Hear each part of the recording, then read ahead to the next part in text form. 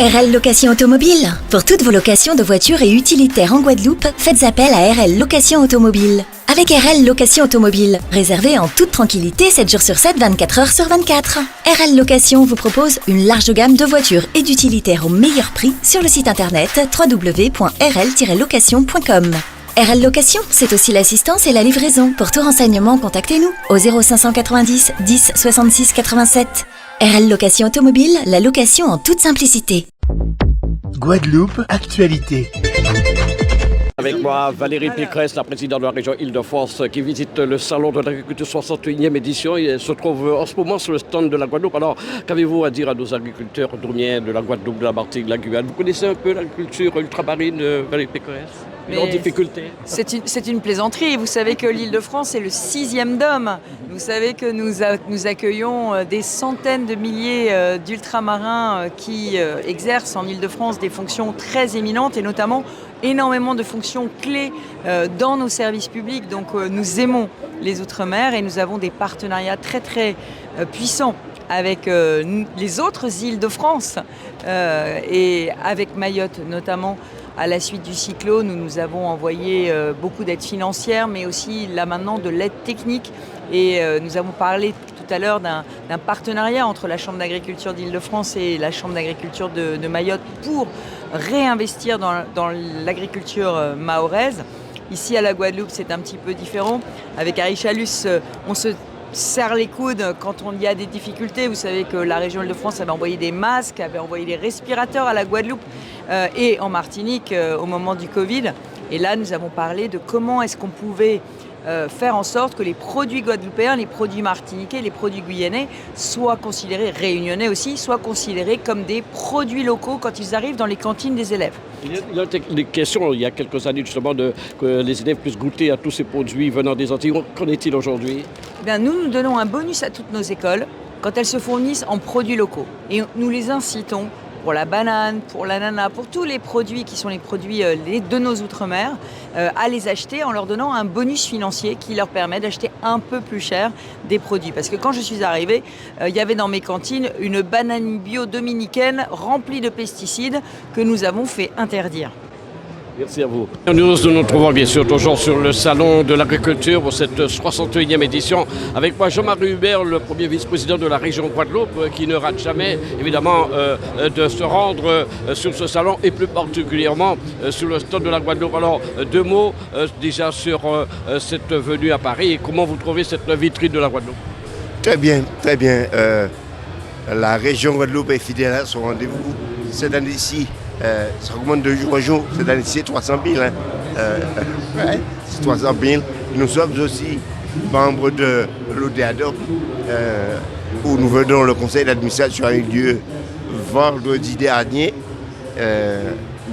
Tout s'est bien passé et au niveau de la Chambre, ça se passe aussi excellemment bien. Donc, deux mots sur les problématiques de nos agriculteurs. Il y a de gros problèmes, puisque vous savez tous que nous subissons ce qu'on appelle les produits de dégagement qui viennent des pays de l'Est et certains pays d'Europe. Et ce sont des produits qui ne sont pas consommés en France, qui arrivent en Guadeloupe et qui sont moins chers que les nôtres. Lorsqu'on sait qu'un sac engrais de 50 kg est passé à 25 kg, mais pour le même prix, cela signifie qu'il a doublé. Et l'agriculteur subit tout cela. Si bien que les produits de dégagement font que notre agriculture, pour l'heure, n'est pas encore concurrentielle. Et les supermarchés ne jouent pas le jeu. Ils jouent la carte de l'enrichissement, de la plus-value. Et la vie chère, c'est ça.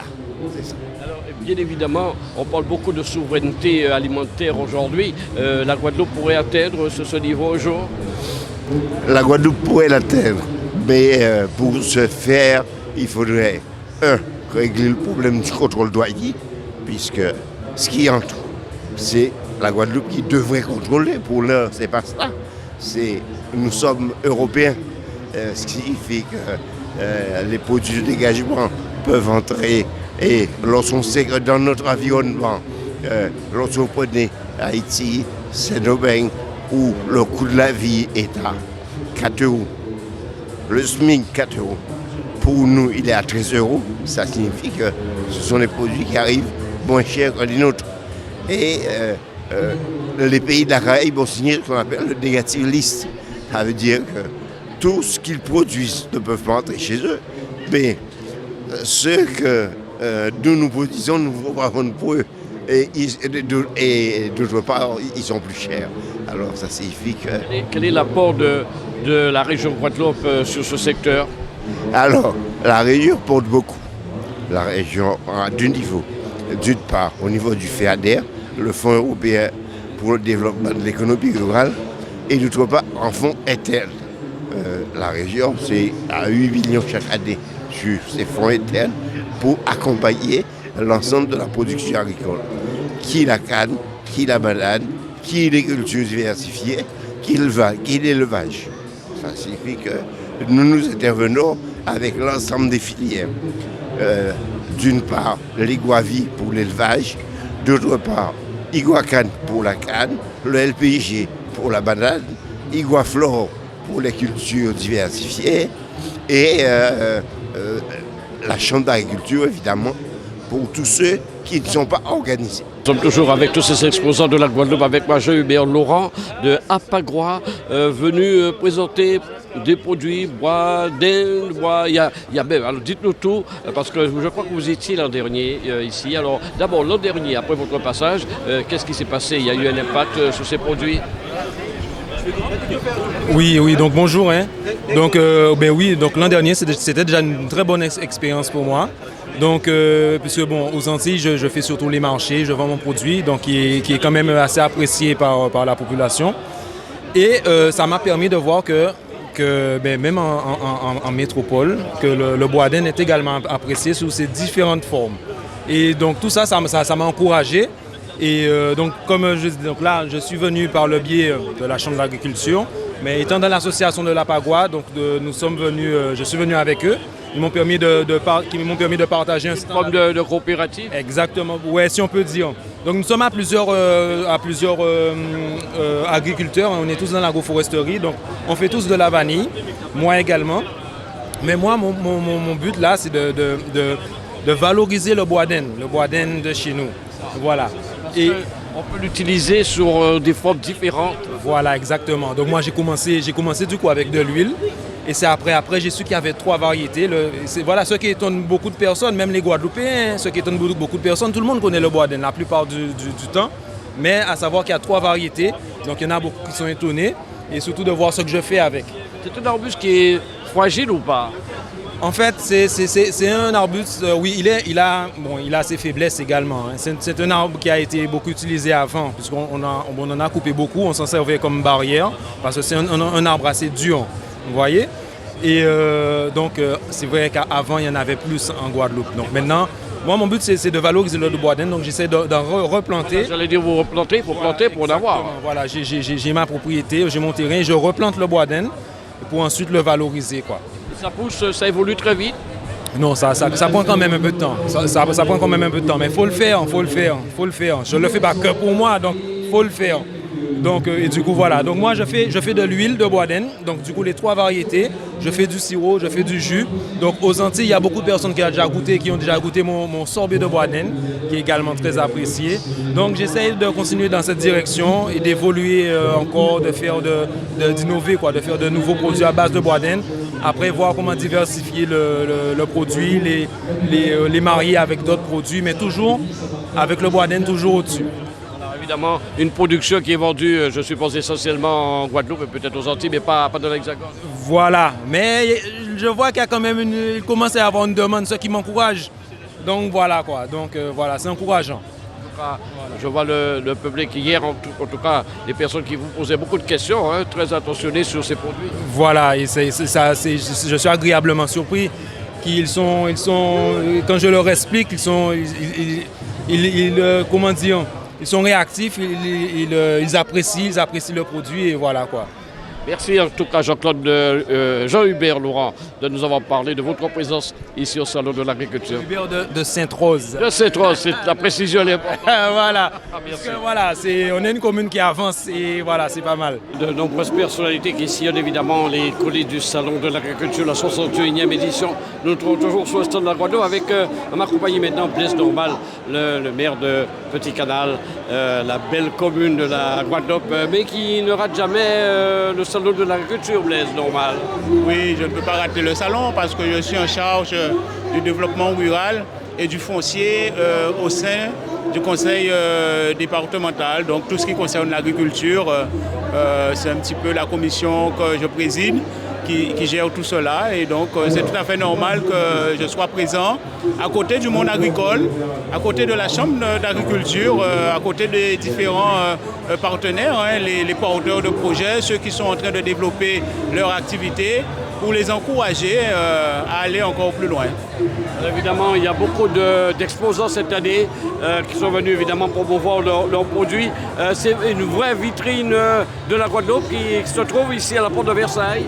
Oui, c'est l'image de la Guadeloupe, c'est le savoir-faire guadeloupéen que l'on vend lorsqu'on vient au salon de l'agriculture, parce que cela nous permet de mettre en valeur les produits du terroir, mettre en valeur le savoir-faire, mettre en valeur les hommes aussi. Parce que derrière tous ces éléments, ce sont des hommes et des femmes qui s'investissent, qui passent du temps à mettre leur cœur à développer des activités et à vendre la Guadeloupe. Petit Canal, c'est une commune agricole, tout de même. Alors, les agriculteurs, c'est vrai qu'ils traversent des moments difficiles. Quelle est la situation des agriculteurs de Petit Canal? C'est l'agriculture en général qui vit des moments difficiles et on le sait, avec des activités qui sont très liées à la nature. Et donc nous devons d'être sensibles à cela tout en sachant que leur activité nous permet d'être mieux dans notre corps et en bonne santé. Et donc au niveau de Petit Canal, nous menons plusieurs actions en faveur des agriculteurs. Je pense tout simplement à notre approvisionnement lors de la réalisation des repas et des enfants, des scolaires. Et aujourd'hui, nous avons la gestion des repas sur Petit Canal, mais sur Port-Louis et Anse-Bertrand aussi. Donc, cela nous permet de solliciter les agriculteurs du territoire pour nous permettre de réaliser le repas des enfants. Et dernièrement encore, il y a quelques jours, nous avons mis en place les paniers solidaires où nous trouvons des fruits du terroir et des légumes du terroir et que nous portons et que nous distribuons gratuitement à tous ceux qui sont dans la précarité pour leur permettre de bien se nourrir et soulager leur portefeuille. Donc c'est plusieurs actions que nous menons de la sorte pour permettre à la population de consommer local, mais aussi d'apporter un appui aux agriculteurs parce que nous savons que c'est bien de produire, mais il faut aussi être en capacité d'écouler le produit. Et pour ceux qui sont connectés au niveau de l'actualité, nous avons aussi l'usine centrale que nous portons au niveau de la communauté d'agglomération que nous allons inaugurer dans les 2 à 3 mois à venir, ce qui va apporter de l'assurance aussi aux agriculteurs parce que nous allons leur apporter cette assurance de pouvoir écouler ce qu'ils vont produire parce que nous aurons besoin de produire entre 10 000 et 50 000 repas par jour. Donc cela veut dire qu'il y a une certaine amplitude pour pouvoir faire les choses. Est-ce que l'avenir de l'agriculture guadeloupéenne ne passe pas et ne passera pas par une incitation au niveau des jeunes à manger local justement? Ah ben oui, surtout lorsqu'on parle de vie chère. C'est un circuit court que l'on doit développer pour permettre à la population de s'approvisionner sans les frais accessoires. Ça veut dire que nous pouvons acheter à un coût moindre parce que le produit est sur le territoire. Donc c'est la volonté politique que nous portons au sein du conseil départemental. Je sais que c'est la volonté politique aussi portée au niveau régional sur l'ensemble du territoire de la Guadeloupe. Et si nous nous mettons ensemble, je suis persuadé qu'on pourra réussir et avec bien sûr la consultation et le partenariat des agriculteurs. O-News Radio sur outremernews.fr.